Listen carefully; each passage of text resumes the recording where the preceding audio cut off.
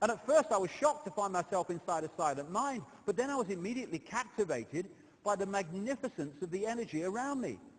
And because I could no longer identify the boundaries of my body, I felt enormous and expansive. I felt at one with all the energy that was, and it was beautiful there. Then all of a sudden, my left hemisphere comes back online and says to me, hey, we got a problem, we got to get some help. So it's like, okay, I've got a problem. But then I immediately drifted back out into the consciousness, and I affectionately referred to this space as La La Land. But it was beautiful there. Imagine what it would be like to be totally disconnected from your brain chatter that connects you to the external world. So I'm here in this space, and any stress related to my job, it was gone. Again, stress, body consciousness. And I felt lighter in my body.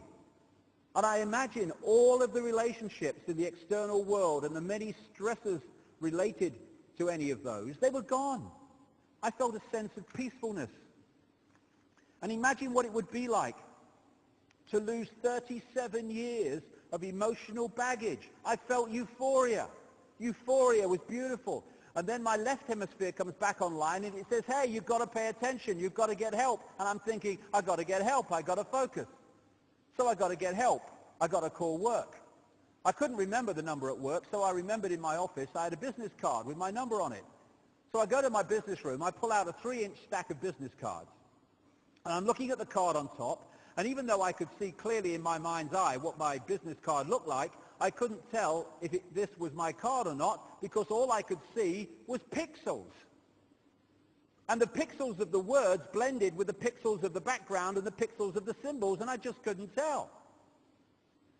And I would wait for what I call a wave of clarity. And in that moment, I would be able to reattach to normal reality, and I could tell, that's not my card, that's not my card, that's not my card. It took me 45 minutes to get 1 inch inside of that stack of cards. In the meantime, for 45 minutes, the hemorrhage is getting bigger in my left hemisphere. I do not understand numbers, I do not understand the telephone, but it's the only plan I have.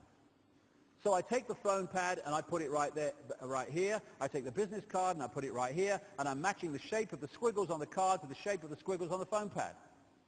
Eventually the whole number gets dialed and I'm listening to the phone.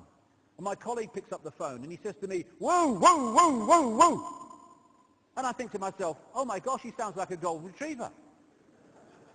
And so I say to him, clear in my mind, I say to him, this is Jill, I need help. And what comes out of my voice is, whoa, whoa, whoa, whoa, whoa. And I'm thinking, oh my gosh, I sound like a golden retriever.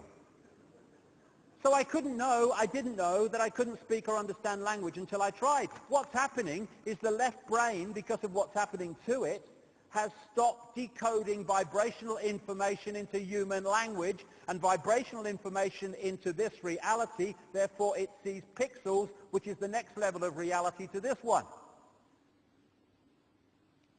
When I awoke later that afternoon, I was shocked to discover that I was still alive. When I felt my spirit surrender, I said goodbye to my life, and my mind was now suspended between two very opposite planes of reality. Because I could not identify the position of my body in space, I felt enormous and expansive, like a genie just liberated from a bottle. What a wonderful expression of what it is. And my spirit soared free like a great whale gliding through the sea of silent euphoria, nirvana. I found nirvana. I remember thinking there's no way I could ever be able to squeeze the enormousness of myself back inside this tiny little body. But I realized, but I'm still alive, and I found nirvana. And if I found nirvana and I'm still alive, then everyone who is alive can find nirvana.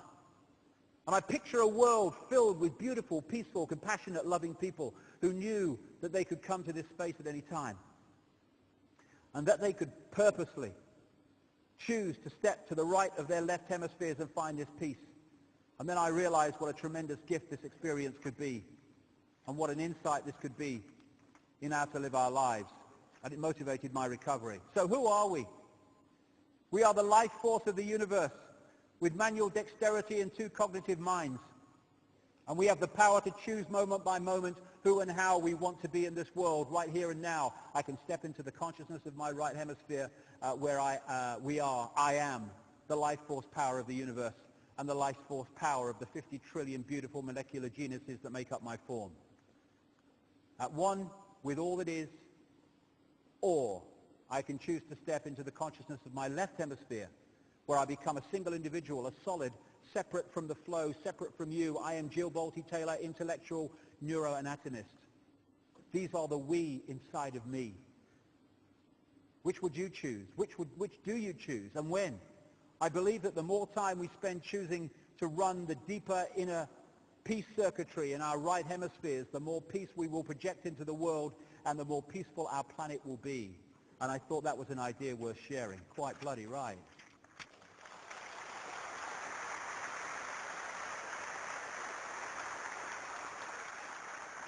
And that is someone experiencing what I'm saying here, that we are decoders of information, and this is an illusion. It is a decoded holographic illusion.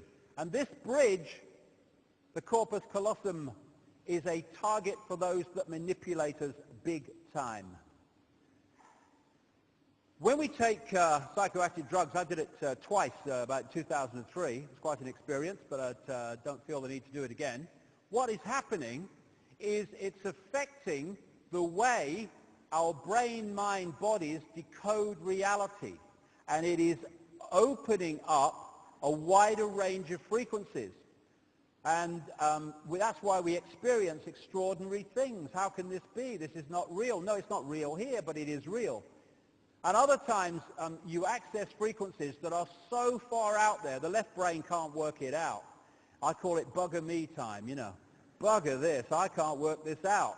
And you get these kind of amazing concepts and energies and consciousness coming at you, and the left brain's trying to work it out. Well, you've got to decode it into something, you know, and it's like, all right, it's a turquoise eagle eating a Big Mac. Okay, I'll do that.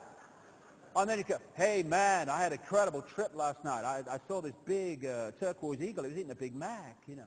No, that was bugger me time. It couldn't work it out, mate, what was going on.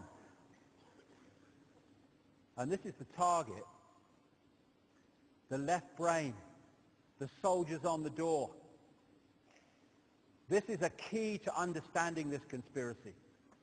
The whole of society is structured to turn people into left brain prisoners who experience reality through that version of perception. Apartness, division, I am Charlie Smith. I must jump over everybody. To succeed, I must be a success. People must say you're successful. That's my identity, that's my sense of self. And so what they do, look at the system. If you want to progress within the system, this left brain society we live in, then you have to be very, very good at passing exams. You go to school, you pass exams.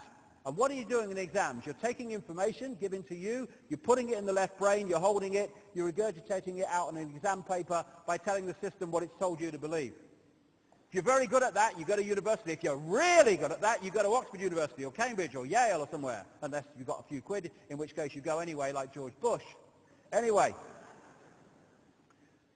And then you choose your speciality. If you're very, very good at university at passing exams, boom, boom, boom, boom, boom, boom, then you get great degrees, and then you get your speciality, and you go into being a doctor or being a scientist and being even a politician, all these people. And therefore, all these people that are in the positions of power within the institutions that control and dictate the reality and direction of society are all, by the time they get there, fully paid up prisoners of the left-sodding brain. That's why scientists can't get it, most of the mainstream ones, because they're so in here. How can they understand concepts of reality in here? They can't. That's rubbish. I can't see it, taste it, hear it, or feel it, so it can't exist. But it does. No, it can't exist. And I'm a scientist. I'm clever. And so if you look at society, you'll see more as the months go on. You are looking at a society designed to put the centuries across the entrance to that. So this doesn't talk to itself. And they don't become whole brain people. We become